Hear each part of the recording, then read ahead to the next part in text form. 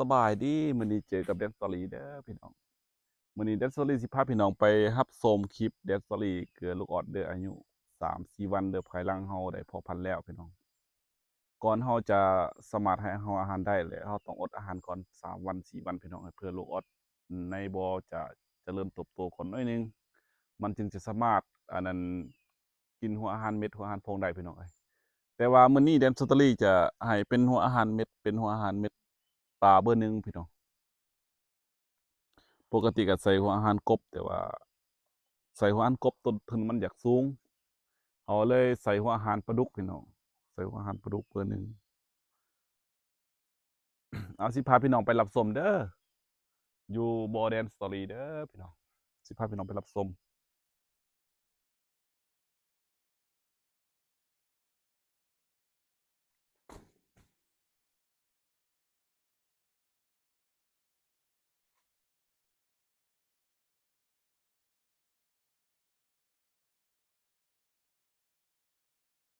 เอาบัดนี้สิพาพี่น้องเกลือลูกออดเด้อพี่น้องเด้อ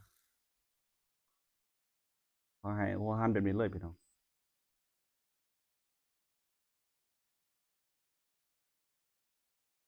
ในบ่อนี้ก็ประมาณอยู่10,000ปลายนี่แหละพี่น้องเอาเพาะได้3-4วันแหละมื้อนี้เป็นมื้อแรกมื้อทำอิฐที่เฮาให้หัวอาหารสิพาพี่น้องไปรับชมเด้อ Dance Story อันนั้นคือลูกออด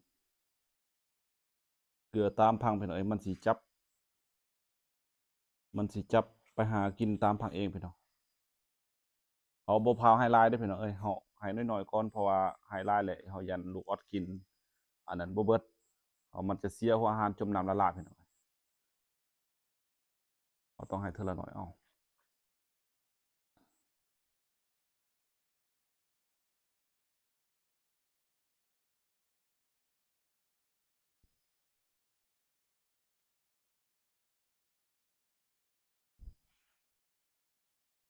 ถ้าอายุมันได้5วันหั้นง่ายพี่น้องเอ้ย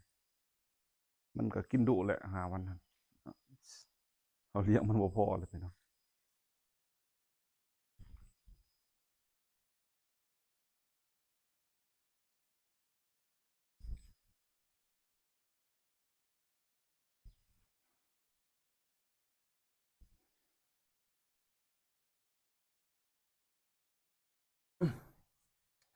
อันนี้เฮาสิบอกวิธีให้พี่น้องเด้อแล้วก็วิวัฒนาการเจริญเติบโตของลูกออดเริ่มแต่มื้อที่3ที่4นี่เฮาได้ให้หัวอาหารแล้วนี่ ก็ประมาณอายุเพิ่น16วัน18วันลูกออสนี่มันก็เริ่มเติบโตแล้วเริ่มมีตีนแล้วพี่น้องแล้วก็อายุมันประมาณ23วัน24วันแหละเราได้แยกจากอ้างนี่ไปอนุบาลอ้างอื่นหรือว่าเราอนุบาลใส่แยงใส่หยังก็ได้พี่น้องเพื่อการเก็บกู้มันจะง่ายคือในบ่อนี้นี่แม่นเป็นบ่อที่เราอนุบาลช่วงอายุ1วันหา18วันพี่น้อง เริ่มแต่19วันหา20 3-4วันนี่แม่นเราได้แยกเอาขึ้นแต่จึงสามารถเลือกเป็นตัวกบจะสามารถขายได้ประมาณอายุ35วันขึ้นไปพี่น้อง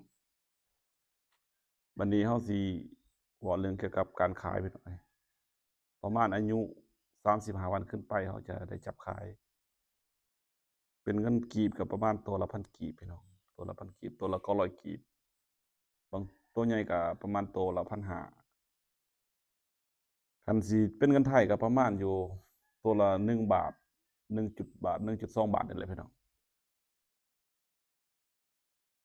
ถือว่าเราจะมีแม่ค้าไปรับซื้อขายต่อพี่น้องแล้วก็เราจะได้โพสต์ขายทางออนไลน์ทางเฟซบุ๊ก YouTube TikTok นั่นแหละพี่น้องจะช่วยการขายของเราพี่น้อง